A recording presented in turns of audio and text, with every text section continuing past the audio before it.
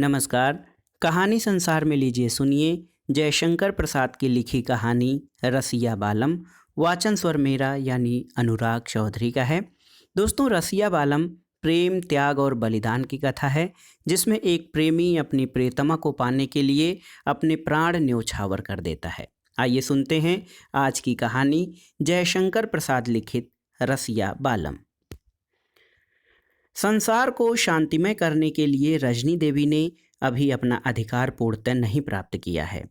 अंशुमाली अभी अपने आधे बिंब को प्रतीची में दिखा रहे हैं। केवल एक मनुष्य अबुर्द गिर सुदृढ़ दुर्ग के नीचे एक झरने के तट पर बैठा हुआ उस अर्ध स्वर्ण पिंड की ओर देखता है और कभी कभी दुर्ग के ऊपर राजमहल की खिड़की की ओर भी देख लेता है। फिर कुछ गुनगुनाने लगता है। घंटों उसे वैसे ही बैठे बीत गए। कोई कार्य नहीं, केवल उसे उस खिड़की की ओर देखना है। अकस्मात एक उजाले की प्रभा उस नीची पहाड़ी भूमि पर गिरी और साथ ही किसी वस्तु का शब्द भी हुआ, परंतु उस युवक का ध्यान उस ओर नहीं था। वह तो केवल उस खिड़की में से उस सुंदर मुख की ओर देखने की आशा में उसी ओर देखता रहा, जिसने केवल एक बार उसे झलक दिखाकर मंत्रमुग्ध कर दिया था। इधर उस कागज में लिपटी हुई वस्तु को एक अपरिचित व्यक्ति जो छिपा खड़ा था उठाकर चलता हुआ। धीरे धीरे रजनी की गंभीरता उस शैल प्रदेश में और भी गंभीर हो गई और झाड़ियों की ओट में तो अंधकार मूर्तिमान बैठा हुआ ज्ञात होता था, परंतु उस युवक को इसकी कुछ भी चिंता नहीं। जब तक उस खिड़की में प्रकाश था तब तक वह उसी ओर निर्निमेष देख रहा था और कभी कभी अस्फुट स्वर से वही गुनगुनाहट उसके मुख से वनस्पतियों को सुनाई पड़ती थी। जब वह प्रकाश बिल्कुल न रहा तब वह युवक उठा और समीप के झरने के तट से होते हुए उसी अंधकार में विलीन हो गया। दिवाकर की पहली किरण ने जब चमेली की कलियों को चटकाया तब उन डालियों को उतना नहीं ज्ञात हुआ जितना कि एक युवक के शरीर स्पर्श से उन्हें हिलना पड़ा, जो कि कांटे और झाड़ियों का कुछ भी ध्यान न करके सीधा अपने मार्ग का अनुसरण कर रहा है। वह युवक फिर उसी खिड़की के सामने पहुंचा और जाकर अपने पूर्व परिचित शिलाखंड पर बैठ गया और पुनः वही क्रिया आरंभ हुई। धीरे धीरे एक सैनिक पुरुष ने आकर उस युवक के कंधे पर अपना हाथ रखा। युवक चौंक उठा और क्रोधित होकर बोला, तुम कौन हो? आगंतुक हंस पड़ा और बोला, यही तो मेरा भी प्रश्न है कि तुम कौन हो और क्यों इस अंतःपुर की खिड़की के सामने बैठे हो और तुम्हारा क्या अभिप्राय है? युवक बोला, मैं यहाँ घूमता हूँ और यही मेरा मकान है। मैं जो यहाँ बैठा हूँ मित्र, वह बात यह है कि मेरा एक मित्र इसी प्रकोष्ठ में रहता है। मैं कभी कभी उसका दर्शन पा जाता हूँ और अपने चित्त को प्रसन्न करता हूँ। सैनिक बोला, पर मित्र, तुम नहीं जानते कि यह राजकीय अंतःपुर है। तुम्हें ऐसे देखकर तुम्हारी क्या दशा हो सकती है और महाराजा तुम्हें क्या समझेंगे? युवक बोला, जो कुछ हो, मेरा कुछ असत अभिप्राय नहीं है। मैं तो केवल सुंदर रूप का दर्शन ही निरंतर चाहता हूँ और यदि महाराज भी पूछें तो यही कहूँगा। सैनिक बोला, तुम जिसे देखते हो वह स्वयं राजकुमारी है और तुम्हें कभी नहीं चाहती, अतएव तुम्हारा यह प्रयास व्यर्थ है।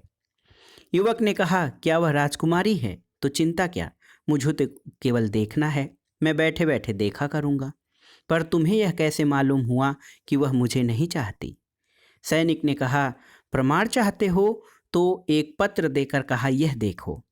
युवक उसे लेकर पढ़ता है। उसमें लिखा था, युवक, तुम क्यों अपना समय व्यर्थ व्यतीत करते हो? मैं तुमसे कदापि नहीं मिल सकती। क्यों महीनों से यहाँ बैठे बैठे अपना शरीर नष्ट कर रहे हो?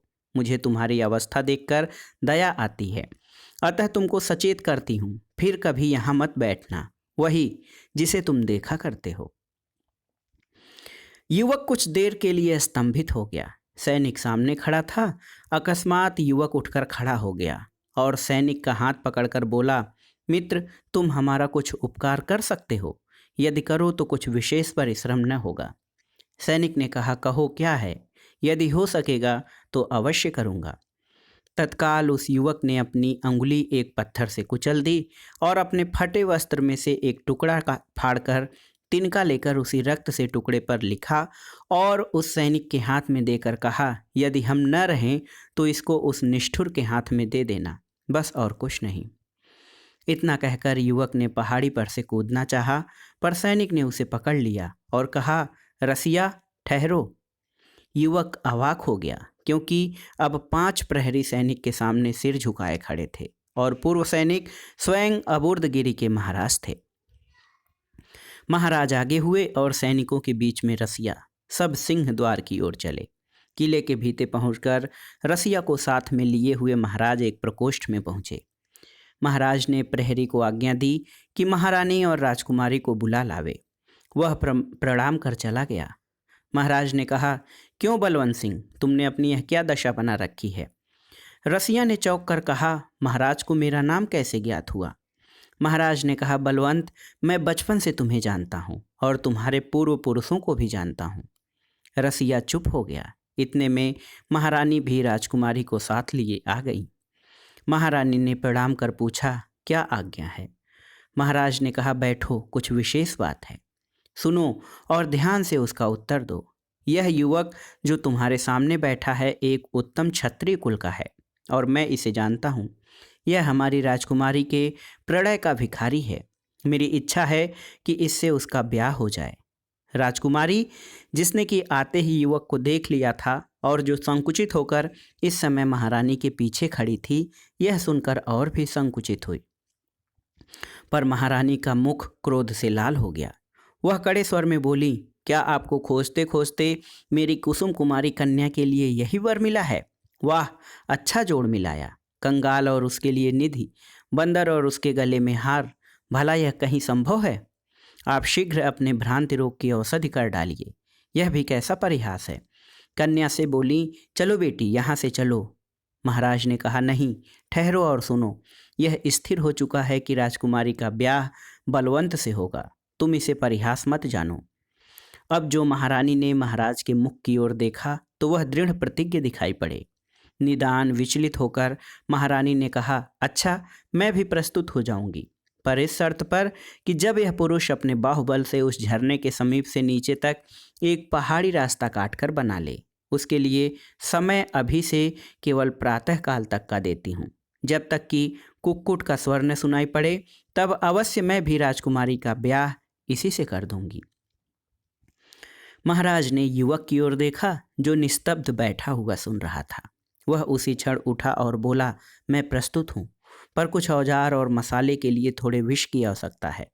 उसकी आज्ञानुसार सब वस्तुएं उसे मिल गईं और वह शीघ्रता से उसी झरने के तट की ओर दौड़ा और एक विशाल शिलाखंड पर जाकर बैठ गया और उसे तोड़ने का उद्योग करने लगा, क्योंकि इसी के नीचे एक गुप्त पहाड़ी पथ था।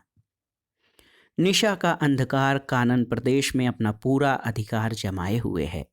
प्रायः आधी रात बीत चुकी है, पर केवल उन अग्नि स्फुरलिंगों से कभी कभी थोड़ा सा जुगनू का सा प्रकाश हो जाता है, जो कि रसिया के शस्त्र पहाड़ से पत्थर में से निकल पड़ते हैं। दनादन चोट चली जा रही है, विराम नहीं है क्षण भर भी, न तो उस शैल को और न उस शस्त्र को। अलौकिक शक्ति से वह युवक अविराम चोट लगाए ही जा रहा है। एक क्षण के लिए भी इधर उधर नहीं देखता है तो केवल अपना हाथ और पत्थर। उंगली एक तो पहले ही कुचली जा चुकी थी, दूसरे अविराम परिश्रम। इससे रक्त बहने लगा था, पर विश्राम कहाँ। उस वज्रशाल शैल पर वज्र के समान कर से वह युवक चोट लगाए ही जाता है। केवल परिश्रम ही नहीं, युवक सफल भी हो रहा है। उसकी एक एक चोट में 10-10 शेर के ढोंके कट कट कर पहाड़ पर से नीचे लुढ़कते हैं, जो सोए हुए जंगली पशुओं को घबरा देते हैं। यह क्या है? केवल उसकी तन्मयता, केवल प्रेम ही उस पाषाण को भी तोड़े डालता है। फिर वही दनादन, बराबर लगातार परिश्रम, विराम नहीं है। इधर उस खिड़की में से आलोक भी निकल रहा है और कभी कभी एक मुखड़ा उस खिड़की से झांक कर देख रहा है, पर युवक को कुछ ध्यान नहीं। वह अपना कार्य करता जा रहा है।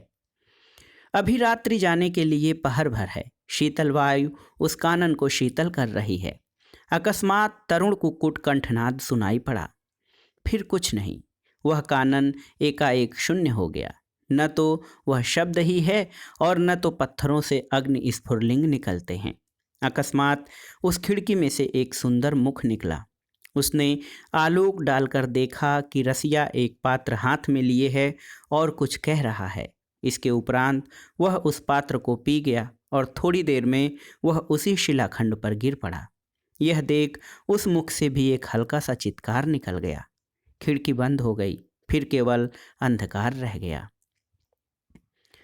प्रभात का मलय मारुत उस अबुर्द गिर के कानन में वैसी क्रीड़ा नहीं कर रहा है जैसी पहले करता था। दिवाकर की किरण भी कुछ प्रभात के मिस से मंद और मलिन हो रही है। एक शव के समीप एक पुरुष खड़ा है और उसकी आंखों से अश्रुधारा बह रही है और वह कह रहा है, बलवंत, ऐसी शीघ्रता क्या थी जो तुमने ऐसा किया? यह अबुर्दगिरी का प्रदेश तो कुछ समय में यह वृद्ध तुम्ही को देता और तुम उसमें चाहे जिस स्थान पर अच्छे पर्यंक पर सोते। फिर ऐसे क्यों पड़े हो वत्स? यह तो केवल तुम्हारी परीक्षा थी। यह तुमने क्या किया? इतने में एक सुंदरी विमुक्त कुंतला, जो कि स्वयं राजकुमारी थी, दौड़ी हुई आई और उस शव को देखकर ठिठक गई। नतजान होकर उस पुरुष का, जो कि महाराज थे और जिसे इस समय तक राजकुमारी पहचान न सकी थी, चरण धरकर बोली, महात्मन, क्या व्यक्ति ने जो यहाँ पड़ा है मुझे कुछ देने के लिए आपको दिया है या कुछ कहा है? महाराज ने चुपचाप अपने वस्त्र में से एक वस्त्र का टुकड़ा निकाल कर दे दिया। उस पर लाल अक्षरों में कुछ लिखा था। उस सुंदरी ने उसे देखा और देखकर कहा, कृपया आप ही पढ़ दीजिए। महाराज ने उसे पढ़ा। उसमें लिखा था, मैं नहीं जानता कि तुम इतनी निष्ठुर हो। अस्तु, अब मैं यहीं रहूँगा, पर याद रखना, मैं तुमसे अवश्य मिलूँगा, क्योंकि मैं तुम्हें नित्य देखना चाहता हूँ और ऐसे स्थान में देखूँगा जहाँ कभी पलक गिरती ही नहीं। तुम्हारा दर्शनाभिलाषी रसिया।